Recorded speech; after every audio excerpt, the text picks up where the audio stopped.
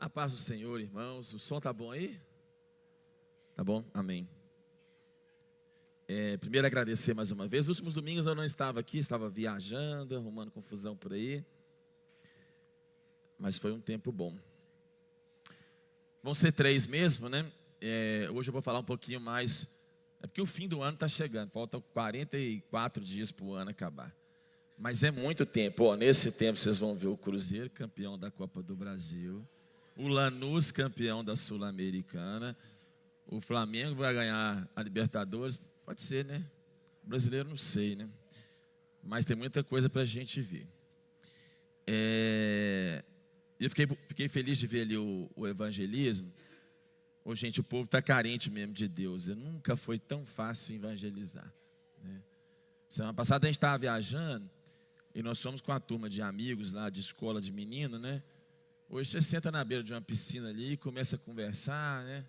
Vai uma de leve ali um com o outro e as pessoas já estão doidas atrás de ouvir falar do Senhor, né? Então, é um tempo de boas oportunidades, né?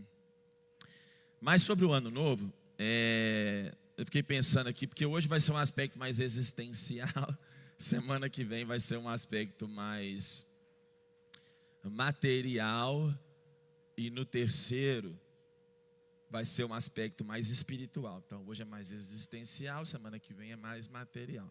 Semana que vem provavelmente eu devo usar aquele texto da oração de Jabes, que eu acho que lindo aquele texto, né? Porque às vezes a gente tem medo de pedir as coisas para Deus, né? Então abra sua Bíblia, hoje nós vamos começar no aspecto mais existencial. Eu fiquei pensando aqui em vários textos, mas esse é o melhor que tem. Eclesiastes, no capítulo 3, no verso 9. Vou pular o há tempo para tudo, para eu ganhar uns segundos aqui. Mas vocês sabem do que há tempo para tudo. Mas vamos começar no verso 9. Eclesiastes 3, 9. O que ganha o trabalhador com todo o seu esforço? Tenho visto o fardo que Deus impôs aos homens.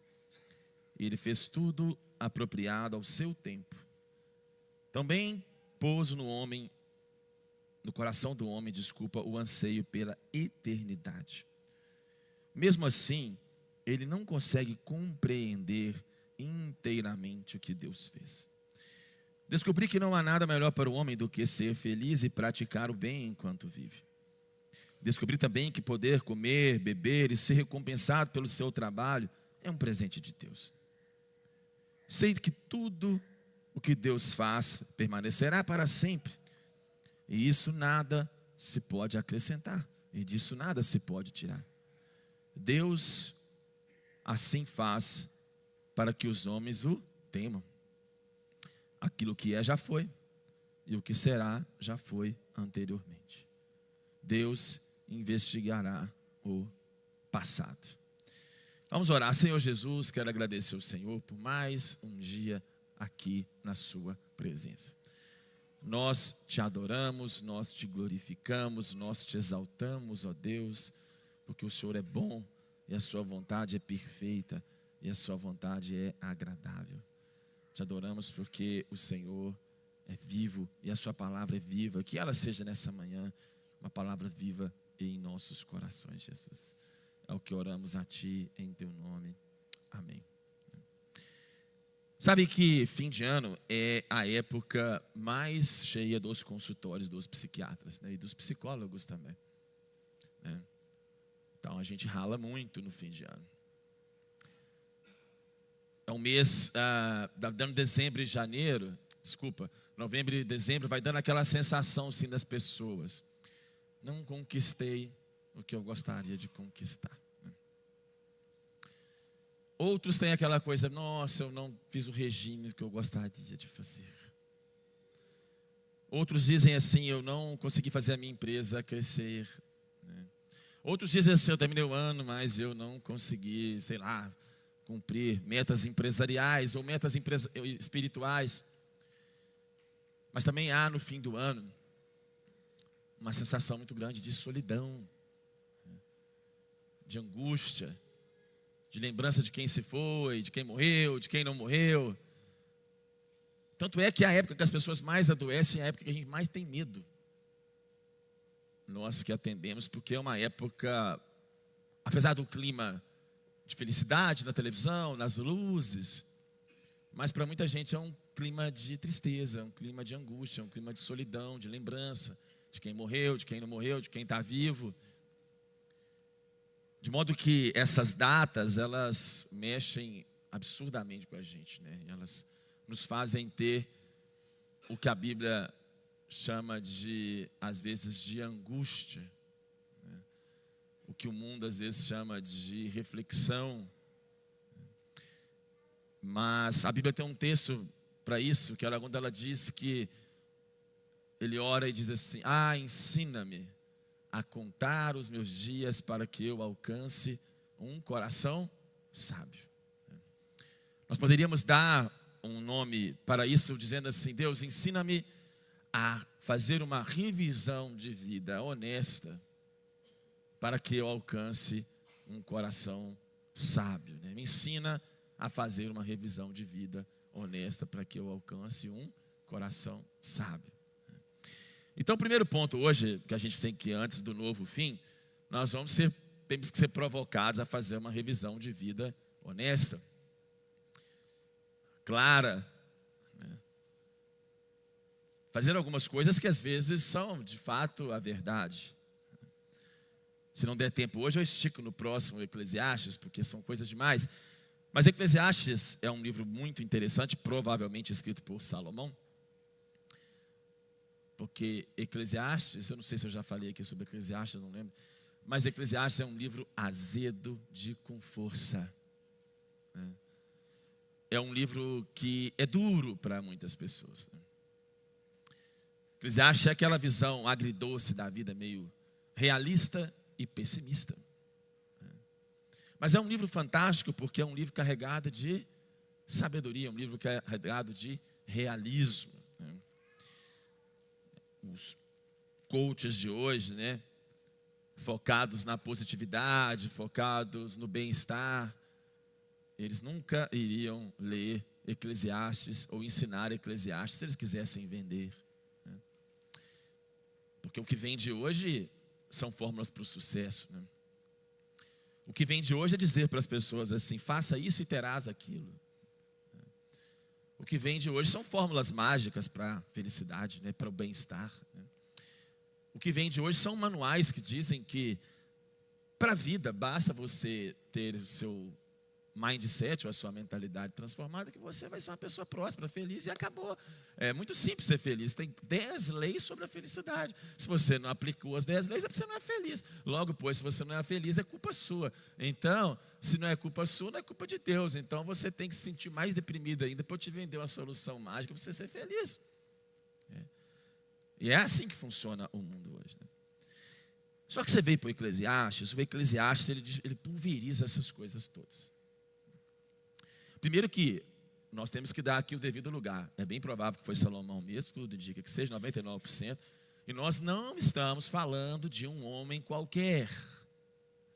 Nós estamos falando de um homem que um dia ele foi amado pelo Senhor. A Bíblia fala que ele faz uma consagração lá, faz um sacrifício, ele dorme, e Deus aparece para ele e fala assim: o que você quer que eu te faça, um homem? Aí ele fala assim: eu só quero uma coisa, eu quero sabedoria e inteligência. Aí Deus olha para ele e fala assim: rapaz, tu me pediu coisa boa, viu? Já que você me pediu coisa boa, vou te dar sabedoria, inteligência, vou te dar um monte de coisa, vou te dar dinheiro, vou te dar fama. E a partir do pedido certo, ele começou a ter todas as coisas, né?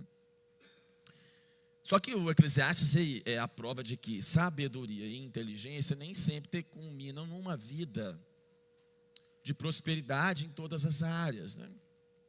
Porque apesar de Salomão ter sabedoria e inteligência, se nós estudarmos a fundo a vida dele, nós vamos ver que a vida dele foi marcada por muitas oscilações também. Mostrando que homens de Deus, mulheres de Deus, mesmo aqueles cheios de muita sabedoria, de muita inteligência, de muitos dons, eles também oscilam. Ou eles também fazem merda, desculpa a expressão. Uma vez falaram que isso era palavrão, mas eu não acho que seja palavrão. Mas homens de Deus também fazem muitas coisas erradas. E a vida de Salomão, se você estudar ela a fundo, você vai ver que é um ser humano comum, como nós. Mas no final da vida, ele chega e faz uma revisão de vida. E ele escreve isso aqui. E aí ele fala e nós vamos entrar no texto que eu li, mas ele já descortina algumas coisas interessantes. Se você ler o capítulo 1, ele vai dizendo aquela coisa que todo mundo sabe, que eu vou pular aqui, que tudo é vaidade, né? Quando ele diz aqui que tudo é vaidade, ele não está dizendo que tudo não vale a pena. Ele não está dizendo assim, viver não presta, viver é uma porcaria, não vale a pena existir, eu vou me matar. Não. O livro de Eclesiastes não é um livro pessimista nesse ponto. Eclesiastes é um livro realista que te faz viver com equilíbrio. Mas ele não é um livro que te diga assim, você tem que viver assim, ó vida, ó azar, ó morte. Se você sabe quem disse isso, você é velho, entendeu? Porque é a hiena do desenho. Então você é alguém, pelo menos da década de 80. Mas Eclesiastes não é para viver como uma hiena, ó vida, ó azar. Não é. Não é um livro pessimista nesse sentido. Ele não te chama para você viver, como alguns pacientes às vezes me dizem, a vontade que eu tenho, Ismael, é comprar um sítio no interior de Minas, criar uma galinha, fazer um poço artesiano, viver pelado igual um índio e não ver mais ninguém na minha vida. Eclesiastes não é para esse tipo de pensamento. Ainda que, se você possa, eu já falei com Simone, eu quero comprar um sítio assim, quero ir para a roça e viver igual índio lá na Amazônia. Mas não é isso Eclesiastes. Mas ele desconstrói algumas coisas. O primeiro mito, você vai ler o capítulo lá em casa, ele diz o seguinte, as coisas são vaidades quando você tenta achar o sentido da vida nos prazeres. Isso é uma coisa interessante, porque como ele tinha dinheiro, como ele tinha coisas, etc e tal, né? O versículo 8, capítulo 2, diz uma coisa engraçada demais, que eu achei muito interessante. Lancei meus grandes projetos, capítulo 2, 4, construí casas, plantei vinhas, fiz jardins, construí todo tipo de árvore, construí reservatórios, comprei escravos, tive escrava, tive bois, tive ovelha, juntei prata, juntei tesouro. Essa parte aqui eu acho engraçado. Servi-me de cantores e cantoras, e também de um harém, as delícias dos homens. Tornei-me mais famoso e poderoso do que todo mundo. Não me neguei nada que os meus olhos desejaram, não me recusei nada a fazer ao meu coração. Eu me alegrei com tudo, aproveitei com tudo quando avaliei tudo que tinha feito, os trabalhos, percebi que tudo foi inútil, corri atrás do vento. O que ele está dizendo aqui? Eu tinha tanto dinheiro que eu não era só o velho da lancha, não, entendeu? Que enchia a lancha de mulher e ia passear. E eu, cantores e cantoras, eu chamava a Ivete para fazer show no meu condomínio. Eu chamava o Coldplay. Eu atendi uma vez uma pessoa que era tão cheia de dinheiro que o Alok foi na casa dela fazer um show para umas 15 pessoas. Tem coisa que acontece na vida do rico que a gente não sabe, né? Uma outra me contou, mas que a Ivete foi na casa dele, pagou. Um outro chegou a contar para mim que pagaram para o Padre Fábio ir na casa deles, assim. Pagaram não, né? Convidaram ele para ir, né? Só que o que Salomão está dizendo aqui, que o problema não é em si essas coisas, tanto que ele disse que ele desfrutou, mas que o sentido da vida não vai estar nos prazeres. E aliás, isso bate muito com a psiquiatria. Eu não estou aqui glamourizando o pobre não, viu gente? Mas a ciência mostra que você vai subir na renda, você vai subir na renda, você vai subir na renda. $1.000 por pessoa, $2.000 por pessoa. Não, que chega num ponto ali, se eu não me engano, acho que é $2.000 por pessoa, ou alguma coisa assim nos Estados Unidos. Depois, se o cara ganha 3, 5, 10, 20, $50.000, a felicidade e o bem-estar dele não aumenta estatisticamente. É engraçado isso. O dinheiro ele vai trazendo as coisas bem-estar e prazer à medida que a renda sobe. Mas depois de um certo ponto, vocês podem achar engraçado, mas é estatística mesmo, tem pesquisa. Não funciona. Então, a primeira coisa sobre o ano é isso, né? Quando você vai fazer a sua revisão de vida, não seja tão materialista em buscar as respostas naquilo que é material.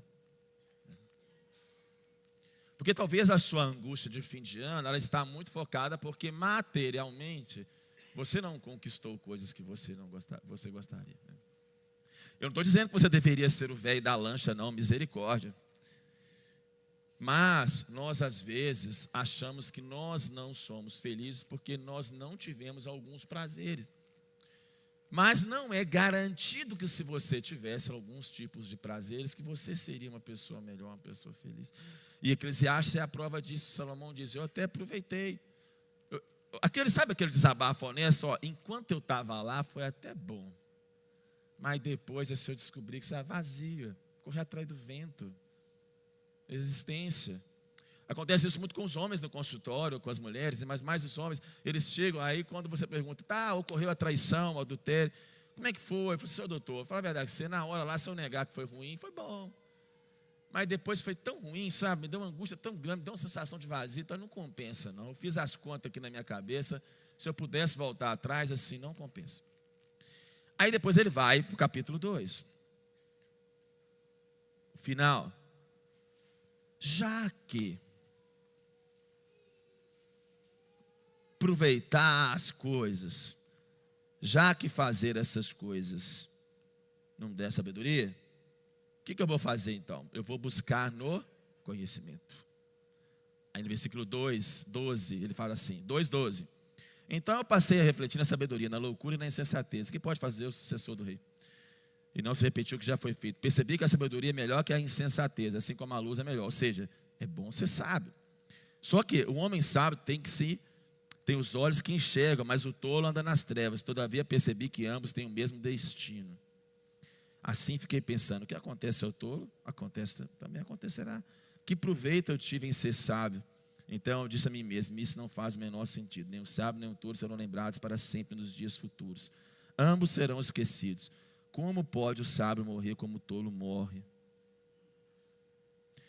Em outro pedaço ele diz assim, olha que coisa doida, né? Em outro pedaço, às vezes a Bíblia diz assim, que o que aumenta a ciência aumenta a tristeza, né?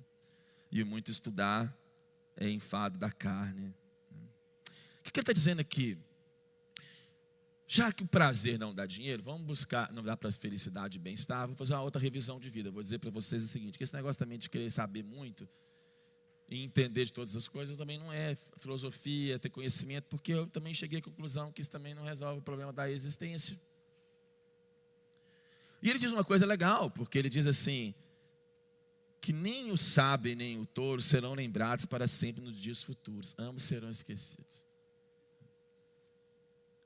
A revisão de vida, ela implica, sim, sempre um pensamento honesto de que não somente o saber tem limite em proporcionar a alegria e o bem-estar, mas uma ideia, né, de que a vida ela é curta e de que daqui a algum tempo ninguém lembrará de você. E ao perceber que ninguém lembrará de você, você tem que aprender a desfrutar melhor esse tempo aqui, com muito mais dignidade, né? Com muito mais proveito e com muito mais equilíbrio. Deixa eu te dizer uma coisa.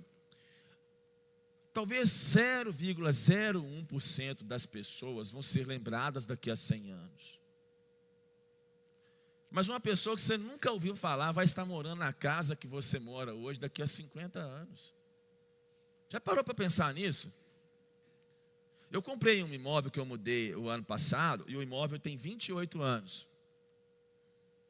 E quando eu fui pegar a matrícula para poder ver se estava tudo certo, eu fui ver a matrícula. E o imóvel tinha trocado de mão umas 5 vezes, por questões diversas. 2 até estavam lá na matrícula. Uma foi uma penhora, uma coisa assim. E eu fiquei vendo o nome daquelas pessoas. E eu fiquei pensando assim, o apartamento antigo, mas muito arrumadinho, parece que eram gêmeas, e o porteiro, que é fofoqueiro, está lá há muitos anos, me contou a história. E eu fiquei pensando assim, quando essa família construiu esse apartamento, eles construíram para eles morar talvez 40, 50 anos. Eles nunca imaginariam que daí a 27 anos era o Ismael que estaria ali. Daqui 27 anos você não vai ser lembrado. Você lembra dos seus bisavós e tataravós? Muito pouco. Ah, mas hoje tem internet. Por mais que você tenha internet, Instagram, Daqui a uns anos, morre, todo mundo manda uma coroa de flor. Todo mundo fala assim, nossa, ele era tão bonzinho, tão fofinho. Aí tem aqueles tanto de comentário no Instagram, ele me abençoou tanto, etc e tal. Mas daí a um ano ninguém fala daquela pessoa. Ninguém fala daquela pessoa. Desculpa te dizer, mas você vai ser esquecido. Ninguém vai lembrar de você. Então, o tempo para se aproveitar essa vida é agora. E a revisão de vida, ela implica nessa coisa honesta de pensar assim: o dinheiro é bom, ok. A sabedoria é boa, ok. Mas eu não posso colocar todas as minhas fichas nisso, porque talvez até o excesso de sabedoria, o excesso de busca pode até me deixar uma pessoa pior. E a gente vê isso no consultório. Tem pessoas que elas vão lendo, buscando o sentido da vida, filosofia, e pira. Outro dia atendi uma mãe, psiquiatra, ela me ligou para falar do filho. Ela é minha paciente há anos. E aí ela pediu para atender o menino. E ela falou assim, eu estou com problema em casa. Eu falei, por quê? Porque ele está tentando buscar o sentido da vida. Eu falei, o que ele fez? Rapaz, ele já foi católico. Ele já foi evangélico. Agora ele está na filosofia. Agora ele está não sei o quê. Ele está buscando no conhecimento. E quanto mais o menino está estudando, mais maluco ele está ficando. E eu estava falando com a mãe sobre a terapia, sobre tudo, mas eu estava falando com a mãe assim, a nossa oração tem para quê? O quê? Que ele tenha uma revelação do eterno, porque senão não vai dar certo. Nós vamos estar aqui cercando, ok, mas a nossa oração tem que ser para que ele transcenda. Me lembrou a história do Sadhu Sundar Singh, que eu já contei aqui. O Sadhu Sundar Singh era uma pessoa de classe média alta na Índia, 120 anos atrás. O pai dele era muito rico. E o Sadhu Sundar Singh foi criado no hinduísmo. E ele era um menino que ele tinha uma angústia de querer conhecer a sabedoria a todo custo. E ele zerou todos os livros do hinduísmo. E ele persistiu com a angústia. Aí depois, não satisfeito, ele foi estudar o budismo. E leu todos os livros do budismo. E o pai dele, que era uma pessoa muito rica e muito culta, pensou, esse menino está ficando doido. E aí montaram uma escola de crente lá, dos ingleses lá, uma escola, como se fosse uma escola, agora tem aqui a escola americana, uma escola internacional, mas a escola era com base cristã. E o pai dele pensou o seguinte, a cura vai ser eu ocidentalizar esse menino, tem que dar a cultura para esse menino. Mandou o menino para a escola de crente. Quando mandou o menino para a escola de crente, a professora, era obrigatório ler o Novo Testamento. Na hora que ele chegou e pegou o Novo Testamento, ele leu, ele tacou fogo no Novo Testamento. Só que a angústia dele foi aumentando. Então, leu um dia. Ele ajoelhou no pé da cama antes de dormir e falou assim, Jesus, ou Deus, ou qualquer outra coisa, se for a verdade, se não aparecer para mim, eu vou me matar na linha do trem. Passava uma linha do trem perto da casa dele. E naquela noite, acho que por volta de 3 horas da manhã, uma luz muito forte entrou no quarto dele. E aquela luz dizia que era Jesus Cristo e que o amava. E Sadhu Sundar Singh, a partir dali ele conheceu Deus. E aí ele diz que o sentido da vida veio. E houve um fim na busca do sentido da vida pela sabedoria apenas. Depois você pesquisa na internet, Sadhu Sundar Singh virou o maior missionário da história da Índia, conhecido mundialmente como o apóstolo dos pés sangrentos.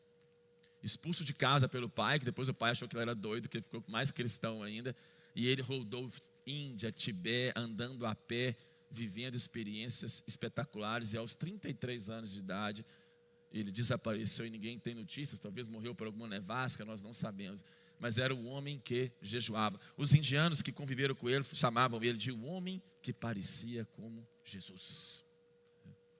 Então, o Sadhu Sundar Singh, e ele era Sadhu Sundar Singh porque o hinduísta ele chamava, era um sadhu, e ele apesar de convertido, ele mantinha as vestes de um mestre. Então, quando ele chegava nos lugares, aquela touquinha de sadhu, as pessoas achavam que ele era um sábio hindu. E aí ele começava a falar de Jesus, eles batiam nele, jogavam ele no poço. A história é muito bonita. E aí Salomão, então, ele primeiro desconstrói o dinheiro e a sabedoria, então revisão de vida. Talvez foi um ano que você pensou demais, mas transcendeu muito pouco. Talvez foi um ano que você leu demais, mas você teve pouca experiência.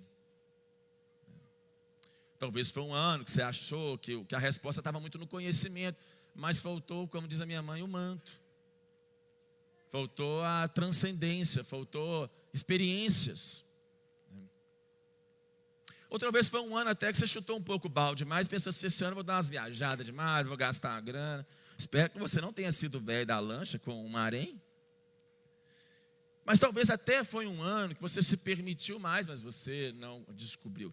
O que ele diz aqui não é que você não possa ter e não possa saber, mas não está nesses excessos o que a gente realmente tem como sentido. E aí no capítulo 3, não termino, ele diz algumas coisas então bem práticas para a gente superar então estes dilemas. E são coisas tão práticas que elas nem têm muita complexidade no falar. É o famoso texto. Para tudo há uma ocasião certa. Há um tempo para cada propósito. O tempo de nascer e o tempo de morrer.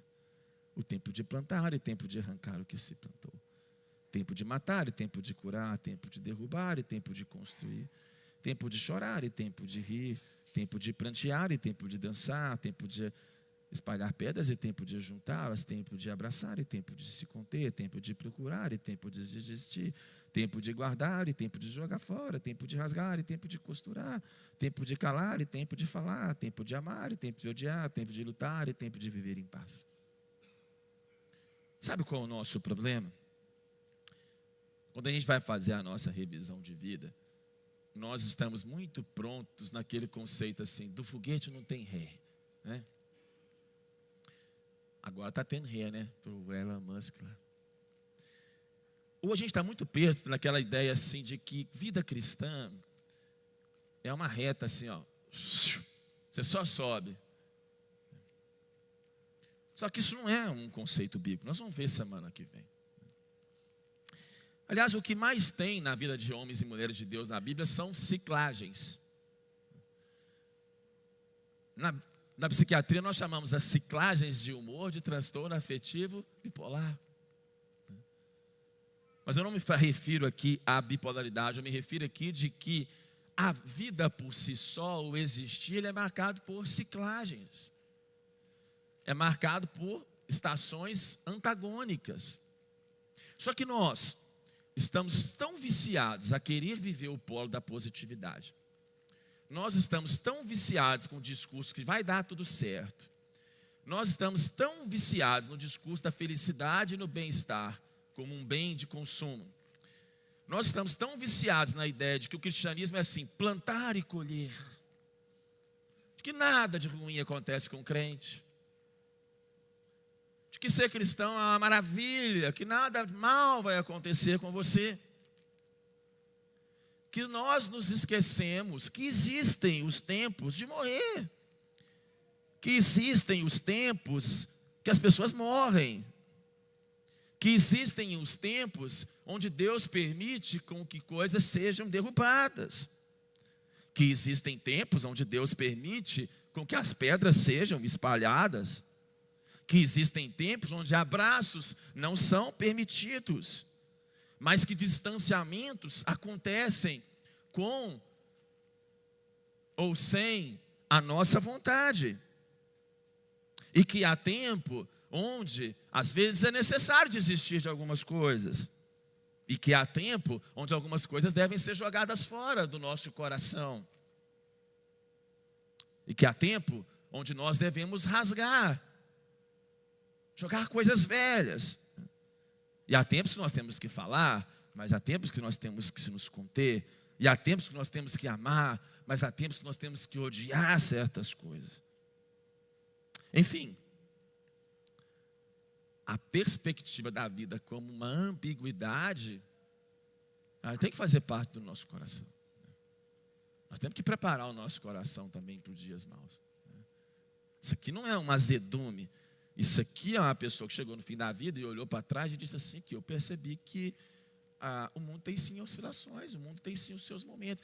Então, na revisão de vida, olha para o seu ano. Certas coisas você vai ter que o quê? Aceitar, porque dói menos mesmo. Certas coisas são irrecuperáveis. As pessoas morrem.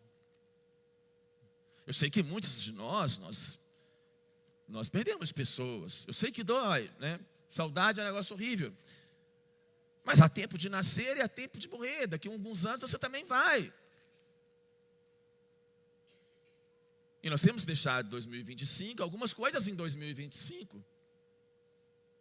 Sejam físicas, sejam emocionais, ou sejam até marcos espirituais, mas nós temos que saber reler o passado e pedir a Deus uma sabedoria para que algumas angústias e toxicidades de 2025 não entrem no nosso 2026.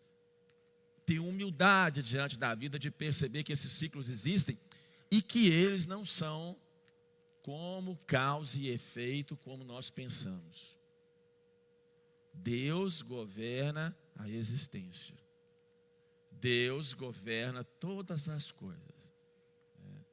Mas quem somos nós para dizer assim, amanhã, como diz a Escritura, irei fazer tal coisa? Não, peraí, se for do desígnio do eterno.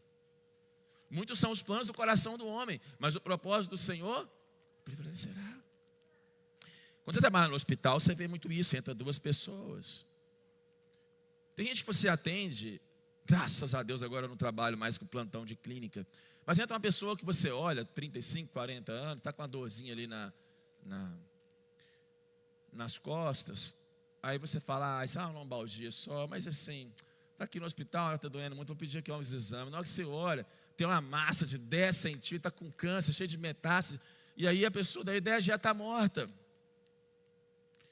Aí entra um idoso que está perdendo peso, etc e tal, você fala, meu Deus, esse homem está com câncer. Aí você faz uma ressonância, ele está com um tumor de 10 centímetros. Aí ele opera, ele tem 70 anos. Aí daí a 80, 90 anos, ele está vivo. As pessoas caem de bicicleta aí, não é profissional, não, na esquina de casa, bate a cabeça e morre. A gente é muito mais refém da finitude do que a gente pensa. As coisas acontecem. Perdi um primo esses dias de infarto novo. São doenças inexplicáveis, são mortes inexplicáveis, são tragédias inexplicáveis. São coisas que nos mostram que os ciclos da vida eles são poderosos demais. E isso, quando a gente vê que há os tempos e as estações, isso tem que o quê? Nos revestir de pessimismo? Não. Nos revestir não. Mas isso tem que nos revestir de reverência a Deus, né? De que nós, na verdade, nós somos pó, de que nós não temos essa governança sobre nós mesmos como nós pensamos, de que a nossa vida de manhã deve ser acordar e dizer assim, Senhor, obrigado porque eu estou vivo, porque se eu estou vivo tem uma estação para ser vivida. E obrigado, Senhor, porque se eu estou no tempo de plantar, o Senhor está no tempo de plantar. Se eu estou no tempo de arrancar, o Senhor está no tempo de arrancar. Talvez 2025 foi um ano de plantar. Talvez 2026 vai ser um ano de colher. Ou talvez o contrário, esse ano você colheu muito e o ano que vem vai ser um ano talvez mais quieto. Mas não é porque um ano vai ser de plantar e um outro vai ser de colher, um ano vai ser de prosperidade, um ano não vai ser de tanta prosperidade, um ano ninguém vai morrer, o outro todo mundo vai morrer, um ano você está feliz no casamento, o outro ano você não está, não quer dizer que Deus não está nesses anos. Ele está. Então, revisão de vida. Esquecendo-me das coisas que para trás ficam e vamos avançar. Avaliar, sim. Aprender, sim. Reter o que é bom do passado, sim. Trazer experiências, sim. Mas, porque a Bíblia diz que as misericórdias do Senhor se renovam a cada manhã? Porque o que Deus tem para nós, para ser vivido, é um dia. Basta ao dia o seu próprio mal. Às vezes eu posto no Instagram, viva um dia de cada vez, porque 2 você não aguenta. Então, se as misericórdias se renovam a cada manhã, é porque para aquele dia Deus sabe que você precisa de um pedaço de misericórdia. Senão você seria fulminado. E ele segue com uma coisa importante da sua revisão de vida. Versículo 9: o que ganha o trabalhador com todo o seu esforço, tendo visto que o fardo que Deus impôs aos homens, ele fez tudo apropriado ao seu tempo. Olha, isso entra no que eu estava dizendo antes. Existem perguntas que são honestas e elas são boas de fazer. Eu gosto dessa honestidade pessimista aqui do Salomão. O que ganha o seu trabalhador, tendo em vista o fato que Deus impôs aos homens? Ele fez tudo apropriado ao seu tempo. Mas preste atenção numa coisa aqui. Também pôs no coração do homem o anseio pela eternidade. Deixa eu ver se eu acho um texto aqui. Espera aí que eu não preparei isso aqui. Deixa eu achar aqui. Que é muito bonito. 1 minuto. Eu tenho que tentar achar aqui. Mas eu adoro esse texto. Olha que interessante. É sobre o C.S. Lewis falando sobre isso aqui. Deus, quando ele disse que Deus faz tudo no seu tempo, e a Bíblia diz que Deus colocou a eternidade no coração do homem, isso aqui tem uma implicação prática de viver muito interessante. Por quê? Primeiro, o dinheiro não vai te dar plenitude, o saber não vai te dar plenitude, você vai ter que entender essas estações. Mas o Salomão, ele diz uma coisa muito interessante, que Deus fez tudo no seu determinado tempo, mas Deus colocou a eternidade no nosso coração. Quando você nasceu com uma antena de celular. E Deus te fez programado para transcender. Deus, ele fez questão de colocar no homem um desejo pela eternidade. Tanto é que, se você ler lá o Fator Melquisedeque, por exemplo, que é aquele livro de missões, os missionários chegavam nos lugares lá e tal, e eles perceberam uma coisa, que em várias culturas diferentes, as pessoas chegam, mesmo sem falar de Jesus, mas as pessoas criam um Deus para elas adorarem.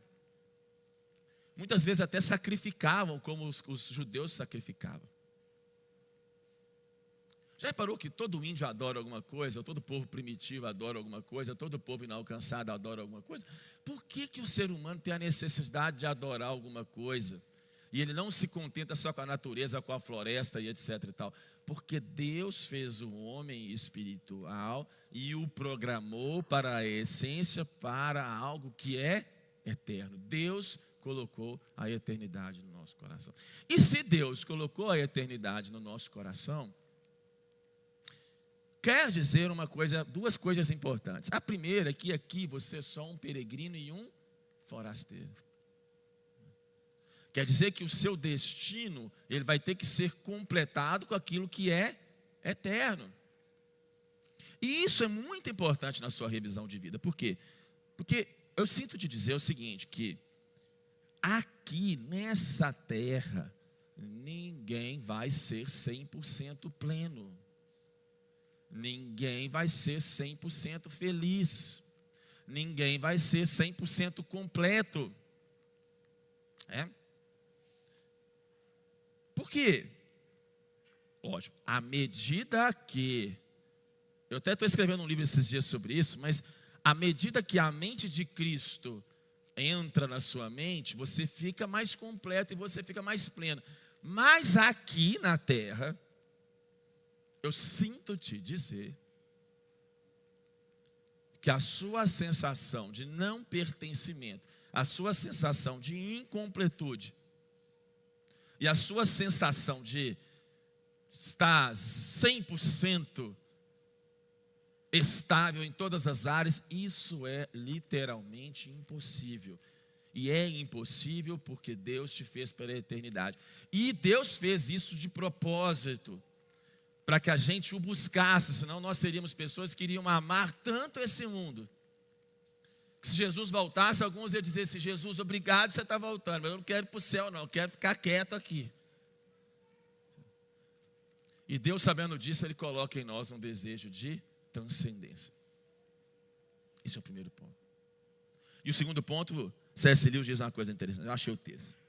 Olha só, preste atenção. Se eu encontro em mim desejos que nenhuma experiência nesse mundo pode satisfazer, a explicação mais provável é que eu fui feito para um outro mundo. Olha que interessante.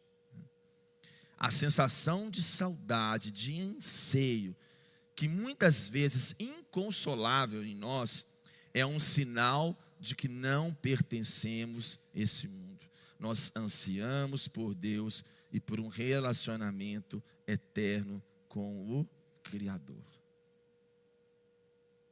Isso não significa que os prazeres terrenos são desnecessários, mas se eles são apenas reflexos temporários da satisfação verdadeira que encontraremos nos outros mundos. Se você vê uma cachoeira e você gosta, aí eu entro aqui na outra parte. Então vamos lá. Você vai ter todas as respostas? Não. O texto deixa claro, Salomão diz aqui, ó, revisão de vida é você entender que você não vai compreender inteiramente o que Deus fez. Você atende muita gente assim. Eu desisti de Jesus há 5 anos atrás, quando Ele levou o meu filho.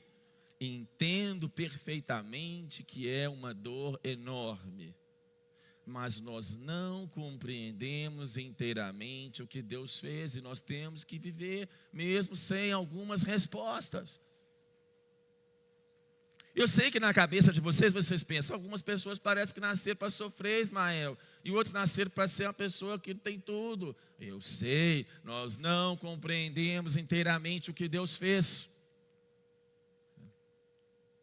Algumas pessoas nasceram bonitas como eu, e outras nasceram feias. Alguns nasceram cabeludos como eu, entendeu? E outras nasceram feias. Nós não compreenderemos os mistérios da existência humana.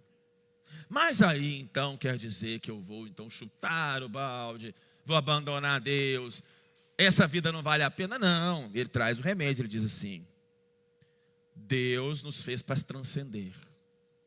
Então, ó, não fica achando que você vai resolver tudo nesse mundo, não. Você foi feito para a eternidade. O apóstolo Pedro tem uma palavra bonita para isso. Nós somos peregrinos e forasteiros. A Raira é um extraterrestre. O pastor Marcelo é um extraterrestre. Porque eles já estão na terra mais. Eles já estão assentados nas regiões celestiais em Cristo Jesus. A gente vê o corpício da Raira aqui na terra. Mas Deus já a vê o que? No céu, assentada nas regiões celestiais. Em espírito ela já está no céu, mas o corpo e a mente por enquanto ainda estão aqui. Mas quando tudo estiver na dimensão do que é eterno, aí sim toda a felicidade, plenitude, bem-estar, alegria, propósito, tudo vai ficar muito feliz. Por isso que Apocalipse diz: não haverá choro, nem dor, nem tristeza, nem pranto, nem nada disso. Aí sim, meu amigo, aí você vai entrar no nirvana, como diz o povo. A glória de Deus todos os dias, o acordar feliz, a paz que excede a todo entendimento, que você tem ela em momentos aqui, você vai ter ela em tempo inteiro. Mas quer dizer então que até lá você não faz nada? Não, ele diz uma coisa interessante. E o C.S. Lewis diz aqui o quê? Que essas coisas são só o quê? Miragens, cheirinhos do céu. Então se você vê uma cachoeira bonita, às vezes eu vou correr na trilha e vejo uma cachoeira bonita, eu falo, oh glória. Aí você vai e toma um banho na cachoeira. Você tem que pensar, sabe o quê? Tudo que é bom na terra você tem que desfrutar, aproveitar. A cachoeira glorifica a Deus. Ai Senhor, essa cachoeira é boa demais. Imagina as cachoeiras da Nova Jerusalém. Deus, essa comida é boa demais. Você imagina a pizza da Nova Jerusalém. Senhor, conversar aqui sossegado com esse irmão foi bom demais. Imagina a prosa na Nova Jerusalém. Então você tem que o quê? Aproveitar, né? Não há nada melhor para um homem do que ser feliz e praticar o bem. Descobri também que poder comer, beber e ser recompensado pelo trabalho é um presente de Deus. Vamos lá. Revisão de vida, aceitar as estações, saber que foi para a eternidade, mas também não é. Revisão de vida é o quê? Aproveitar o que dá para aproveitar. Se você tem dinheiro para ir para Guarapari, vai para Guarapari, homem. Se você tem dinheiro para comer coisa gostosa, come coisa gostosa. Você quer abençoar o Paulinho com uma viagem chique, para um resort com a esposa dele, abençoa o Paulinho. Entendeu? Porque aí a Escritura diz o seguinte, que o gostoso da vida são duas coisas. Primeiro, não há nada melhor para o homem do que ser feliz e praticar o bem enquanto ele vive. Eu já disse isso aqui, algumas pesquisas mostram que as pessoas se tornam mais felizes quando elas doam para terceiros do que quando elas gastam com ela. Então, em vez de você ficar, vida, filosofando, sabe o que está faltando hoje? É muita filosofia, muito pensamento, muita coisa, mas é pouca prática. Eu tenho certeza que quem participou do evangelismo na rua, abençoou muita gente. Mas eu tenho certeza que eles voltaram para casa muito felizes daqueles carros ter parado e eles terem tido a oportunidade de colocar a mão na cabeça de alguém, de orar por alguém, de ajudar alguém. Ou eu estou mentindo aqui? Vai dizer que você não fica feliz. Deixa eu confessar um pecado para vocês aqui. Ontem, eu fui correr de manhã na lagoa. Estava cansado. Ontem eu estava azedo, porque foi um dia cansado. Aí, fui para o clube com os meninos, eram às 9h30. A pregação em Brumadinho era 2h da tarde. E eu lá só tomando Coca-Cola, porque eu ia pregar à tarde, um calor, e eu não podia. Aí deu 12h30. Eu olhei no Waze, tempo para Brumadinho, 1h20. Deu 12h30, eu moro perto, eu corri, só tomei um banho. Com aquela dó no coração, peguei os meninos, tirei da piscina e falei assim, vamos para casa. Os meninos não querem ficar mais. Eu falei, não, porque a Simone estava na posta. Eu tenho que pregar em Brumadinho. Fui para Brumadinho daquele jeito, né? Falei, Jesus, para a verdade que eu preferia estar no clube, viu? Mas já estou escalado. Tem misericórdia daquelas mulheres. Gente, na hora que eu cheguei lá, tinha uma mulherada e um louvor. E as mulheres cantando, e aquele trem bonito. E eu comecei a me emocionar ali. Falei, Senhor, você tem misericórdia de mim, né? E eu reclamando, né? Aí eu falei, Deus, já que eu estou aqui, eu quero aproveitar isso aqui, né? E foi uma bênção lá, sabe, com as mulheres lá de Brumadinho. Que mulherada bonita, cheia de Deus, buscando. O quê? Porque a Bíblia diz o quê? Que a gente tem que aproveitar. A hora para você ver. Aí eu fui dormir, estava azedo ontem à noite. Briguei com a Laura, briguei com a Simone, porque eu estava cansado. Mas, quando eu deitei no meu travesseiro, eu pensei assim, Deus, tive os meus problemas, mas foi um dia tão gostoso, porque eu consegui correr, eu consegui ir para o clube, eu consegui pregar a tua palavra num único dia. Então, a gente tem que o quê? Aproveitar, praticar o bem, ajudar. Mas você prega, não, mas você pode ir para o drive-thru, você pode orar para uma pessoa, você pode fazer uma ligação, você pode fazer alguma coisa. Seja a presença de Deus na vida de alguém. Jesus disse assim, nisso conhecerão os meus discípulos, quando eles souberem muita teologia. Nisso conhecerão os que são meus discípulos, quando vocês pregarem sermões extraordinários. Não. Jesus disse, conhecerão que são os meus discípulos, quando amarem uns aos outros. Né? E ele disse uma coisa assim, eu tive fome, você deu de comer, eu estava preso, você me visitou. Então, o sentido da vida, o Salomão desconstruindo, ele diz que o sentido da vida está em quê? Muito, não só na transcendência, ele te chama para transcender, preste atenção nisso. Deus colocou a eternidade no seu coração, então você tem que transcender. Esse último mês eu estou orando para ter transcendência, eu estou falando, Senhor, E eu preciso de ver o sobrenatural de vez em quando, senão eu vou ficar doido. Porque você tem que ver o sobrenatural, você tem que sair da matéria, você tem que sair do corpo, se precisar. Tem gente que sai do corpo, você tem que ter um manto, você tem que ter, de vez em quando, você tem que pedir a Deus. Você já está sentado nas regiões celestiais, mas você tem que pedir a Deus para abrir, para você ver, para você ter o quê? Um poço de abastecimento, um combustível. Senão você fica material demais, você fica uma pessoa muito intelectualizada demais. Isso é uma porcaria. Sabe? Você tem que transcender. Mas você não tem também que só transcender, senão você vai ficar aquela pessoa do mistério. Já viu aquela pessoa do mistério? Tudo é revelação, tudo é um mistério. Tudo cai, tudo é não sei o quê, tudo chora. Mas na hora que vai ver a vida prática, não tem nada. Não produz, não vê, não trabalha. Eu atendo uma ONG de missões, que assim, os meninos estão lá 10 anos, dá para ser missionário, e fica lá orando, mas não faz nada, entendeu? Tem um trem esquisito nisso, por quê? Porque a vida ela tem que ter o quê? Praticidade. E a praticidade, eu vou terminar, não vai dar tempo de falar tudo, depois eu termino semana que vem. A praticidade envolve duas coisas para a gente terminar hoje, depois eu dou sequência. A praticidade envolve, primeiro, praticar o bem. Abençoe o pastor Paulinho, entendeu? Abençoe outra pessoa perto. É a generosidade, é fazer coisas boas. Agora, eu termino, porque o tempo não dá para fazer tudo. Ele diz o seguinte, que também não há nada melhor do que comer o fruto do seu trabalho. Pronto. O que der para você aproveitar sem pecar, aproveita, meu amigo. Não é pecado você passear com sua família, não é pecado você dançar, não é pecado você se alegrar, não é pecado você ir no show que você gosta, não é pecado você levar a mulher sua no restaurante, não é pecado você matar uns cultos aqui de vez em quando para você viajar com a sua família, não é pecado não. A gente aqui não é uma seita, né, pastor Marcelo?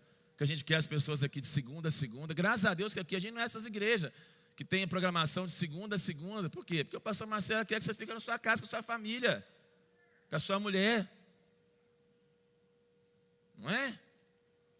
Ele não quer que você fique aqui segunda-feira reunião, terça-feira reunião para discutir a reunião, quarta-feira pequeno grupo, quinta-feira pequeno grupo da reunião, sexta-feira reunião de oração, sábado não sei o quê, e que você não tenha dia para ter lazer, para ter roupa, para jogar bola, para ir no clube, para participar das coisas. Nós não queremos isso, e a Bíblia também não quer isso para você. Não quer que você seja um ser também mistificado, uma pessoa esquisita, uma pessoa que é um ET, mas que vive como um ET. Não, você é um ET, mas se você vive como um terreno, desfrutando das coisas.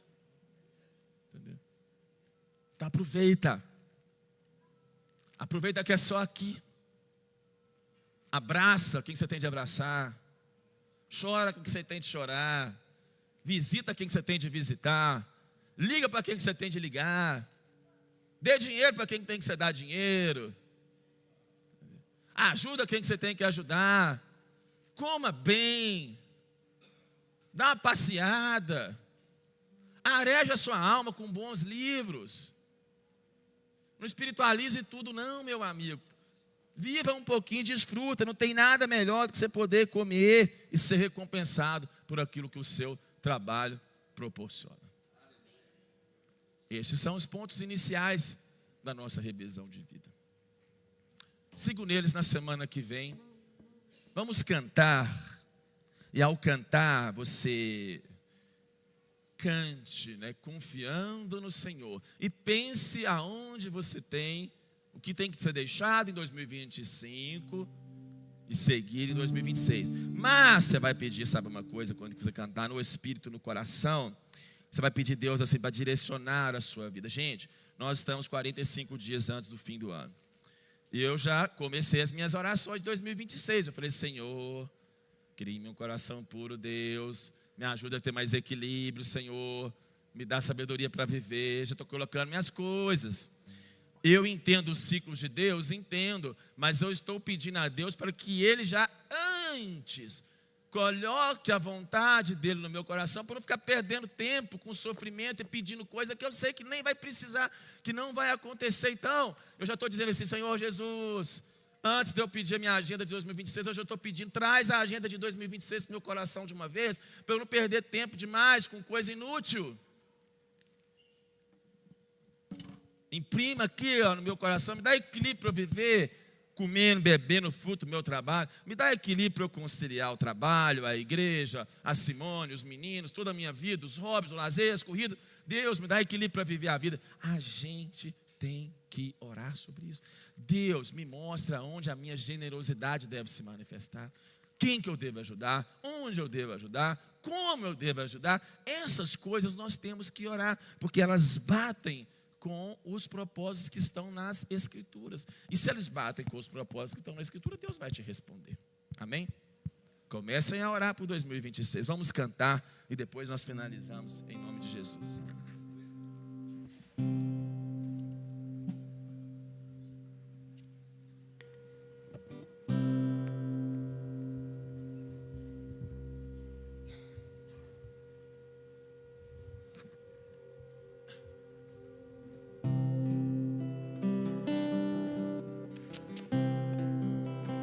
Toda a minha vida,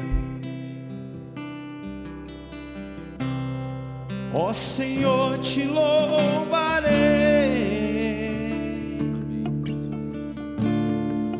pois teu fôlego é pra vida e nunca me cansarei. Posso ouvir a tua voz,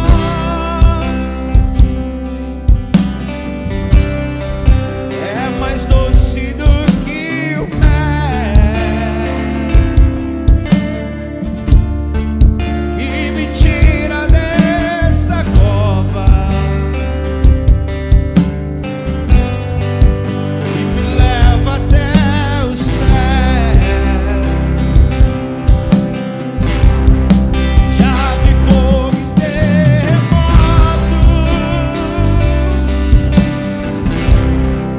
Vento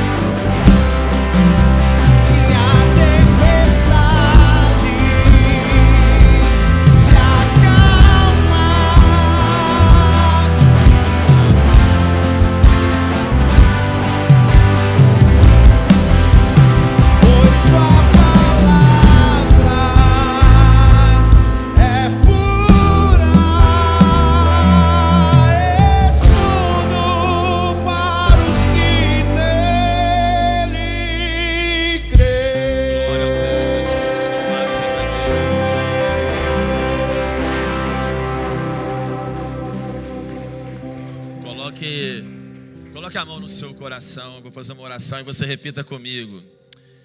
Senhor Jesus, eu coloco 2025 diante do Senhor. Que o Senhor deixe os aprendizados deste ano entrarem em 2026, mas que a culpa, as prisões emocionais, as prisões espirituais, elas fiquem, elas caem por terra. Senhor Jesus, eu te entrego o próximo ano, que a agenda do Senhor venha ao meu coração. Eu não quero viver na força dos meus pensamentos, mas eu quero te dizer: venha a mim o teu reino e seja feita a tua vontade. Me dá equilíbrio para ser um cidadão do céu, mas que saiba aproveitar o que há de bom na terra. Me ensine a ser generoso e a compartilhar as bênçãos com quem precisa. Que nesses próximos 45 dias o Senhor, por meio do seu Espírito, possa me guiar em oração a buscar mais o teu nome. Amém. Que o Senhor te abençoe e te guarde. Que o Senhor faça resplandecer o rosto dele sobre ti. Ele tenha misericórdia de ti e que ele te dê a paz em nome de Jesus. Amém. Deus abençoe o fim de semana de vocês. Glória a Deus. Amém.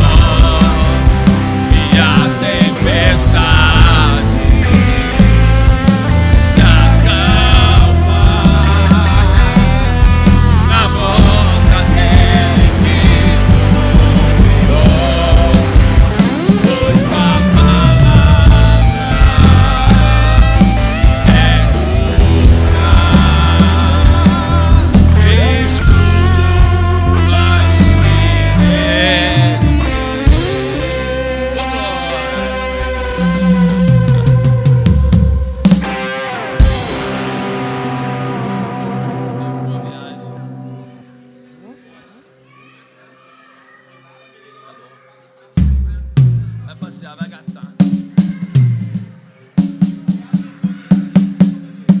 Vai gastar, ó.